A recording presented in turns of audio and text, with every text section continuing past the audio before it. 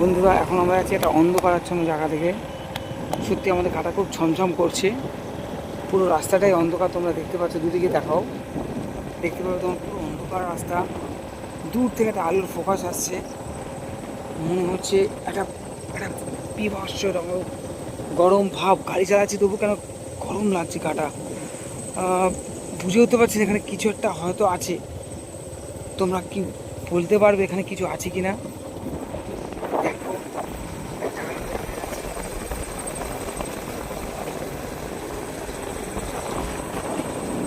কেটে গেল গেল কেটে গেল গেল রাস্তা ক্রস করলো। কিছু একটা রাস্তা ক্রস করলো, কিছু একটা চোখে পড়লো আমাদের। অনেকক্ষণ পর আমরা আলোর সন্ধানে এসেছি। খুব হাঁপিয়ে গেছি গাড়ি চালাতে চালাতে আমি। তো আমি আর পারছি না। তো